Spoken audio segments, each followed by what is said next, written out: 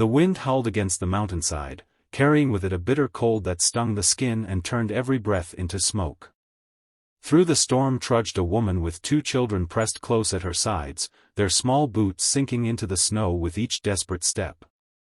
The widow's face was pale, lips trembling from both fear and frost, but her eyes were fixed on a thin ribbon of smoke rising above the trees.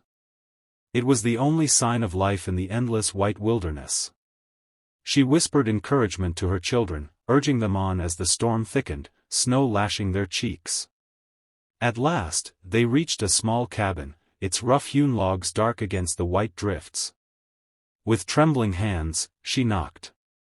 The sound was faint, swallowed quickly by the wind, and for a moment she feared no one was inside. Then, slowly, the door creaked open. A figure appeared in the dim light, a tall, broad-shouldered man with a beard wild as the forest and eyes wary from years of solitude. His voice was gravelly, unused to speech. "What do you want?" he asked, his gaze shifting from the woman to the children huddled against her skirt. She swallowed her pride, her voice breaking as she pleaded. "Please, it's too cold. Just for tonight. Let us warm ourselves." The children said nothing, but their silence spoke louder than words, their small faces pale and desperate. The man's expression hardened, as if a wall had been built long ago around his heart. He muttered almost to himself, "I never had a wife," the words heavy with loneliness and regret. The widow's eyes filled with tears. She didn't understand his meaning, only that the thin door between them held the power to decide whether they lived or perished that night. The man's hand lingered on the door, rough knuckles white against the wood, as if he were fighting a battle inside himself. The storm hissed through the cracks, filling the silence with a cruel urgency. The widow stepped forward, her voice soft but resolute. "We have nowhere else. The road behind us is gone in the snow. Please." Her words trembled, carrying both desperation and dignity. The children clung tighter to her, their breath visible in the frozen air. For a long moment, he did not move. His life had been built on solitude, his cabin a fortress against the world. He had told himself he needed nothing, no neighbors, no family, no companionship. But now, 3 fragile figures stood before him, their eyes reflecting a vulnerability he recognized all too well. He had seen it before, though only in the mirror. He began to close the door, muttering under his breath like a man trying to convince himself he was doing the right thing. But then a small voice cut through the storm. The younger child, no more than 6, whispered, "Please, mister." The man froze. The word pierced him sharper than any blade, stripping away his defenses. He looked down at the boy, and for the first time in years, he felt something stir in his chest. An ache, a longing, a memory of what he had never known. The cabin behind him was warm, the fire still alive, the soup on the stove filling the air with the scent of comfort. He imagined the silence if he turned them away, the emptiness swallowing him whole once more. Slowly, his hand slipped from the door. His voice cracked as he spoke, softer now, almost reluctant. "Come in," he said, stepping back. And just like that, the storm lost its victory. The widow guided her children through the doorway, their small boots dripping melted snow onto the wooden floor.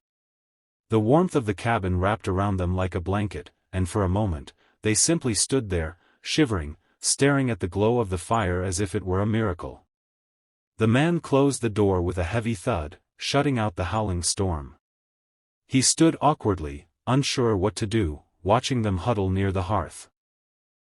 The widow murmured her thanks, her voice hoarse, then rubbed her children's hands between her own to bring back the feeling. The man cleared his throat, shuffled toward the pot simmering on the stove, and ladled soup into 3 chipped bowls.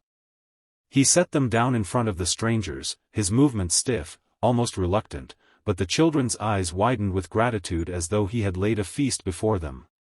They ate hungrily, and soon the sound of spoons clinking against bowls filled the silence that had long haunted his home. The firelight danced across their faces, softening the harsh lines of fear and exhaustion. He sat back in his chair, watching them, and something unexpected tightened in his chest. For years he had convinced himself that his life of isolation was chosen, that he needed no one. Yet in that moment, as he listened to the widow quietly reassure her children, the cabin felt different, less like a prison, more like a place alive with warmth. He realized he had forgotten what it meant to hear voices in the stillness, to feel the weight of belonging in a space he thought belonged only to him. The widow looked up at him through grateful tears and whispered, "You saved us tonight." But he knew, deep down, it wasn't just them who had been saved. The night wore on, and the storm outside softened to a muffled hush, but inside the cabin life bloomed in a way the man had never known. The children, their bellies full, dozed by the fire, their heads resting against each other, their soft breathing filling the silence that once echoed with nothing but the crackle of burning logs. The widow sat quietly across from him, her hands folded in her lap, her eyes still rimmed with exhaustion but lit with a fragile peace. The man found himself staring at the scene, hardly believing it was his home. For so long, he had lived among the trees and mountains, answering only to the seasons, speaking rarely even to himself. Now, with 3 strangers sitting under his roof, the cabin seemed transformed. It was no longer just a shelter built of logs, it was alive with presence, with warmth. He shifted in his chair, uncomfortable with the swell of emotion rising in him. The widow noticed his unease and spoke softly, breaking the silence. "You didn't have to open your door tonight. Many wouldn't have. But you did." Her voice wavered, heavy with gratitude. He looked down at his hands, rough and scarred, and shook his head. "I never had a wife," he said again, but this time the words carried a different weight, not an excuse, not a wall, but a confession. He meant that he had never known what it was to be needed, to give or receive care, to share life with another soul. The widow's eyes glistened, and for a moment she didn't reply. Instead, she glanced at her sleeping children, then back at him. "Maybe that doesn't matter," she whispered. "Maybe what you did tonight is what truly makes a man a husband, a father, a good soul." The truth of her words struck him deeper than he could bear, and he turned his gaze back to the fire, afraid she might see the tears beginning to rise. Morning broke quietly, the storm finally spent, leaving the mountains wrapped in a heavy, silver stillness. The widow stirred first, pulling a blanket over her children as they slept on the rug near the fire. She looked toward the man, half expecting him to send them away now that the danger had passed. He was already awake, sitting at the table with his hands wrapped around a tin cup, staring out the frosted window as if weighing a decision that could not be spoken lightly. When his eyes met hers, there was no hardness left in them, only a weary tenderness, the look of someone who had carried loneliness too long. The children awoke with soft yawns, their small voices filling the cabin with life again. They laughed at the frost on the window, pressed their fingers against it, leaving tiny handprints. The man watched, almost disbelieving, as if seeing light after years in the dark. His chest tightened with a feeling both unfamiliar and undeniable. The widow began gathering her things, fumbling with her shawl, her expression uncertain. She whispered, "We'll be on our way. You've done enough for us." But before she could rise, his voice broke the room's fragile silence. "Stay." The word was simple, but it carried the weight of a life reshaped. He swallowed hard, searching for the courage to continue.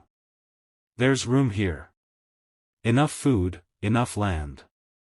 It's not much, but it doesn't have to be just mine anymore."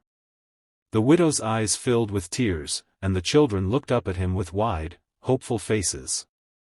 In that instant, the cabin ceased to be a lonely shelter carved into the mountain, it became a home. He had never had a wife, never known family, yet through a single act of compassion, he discovered that love could arrive not as something lost, but as something found.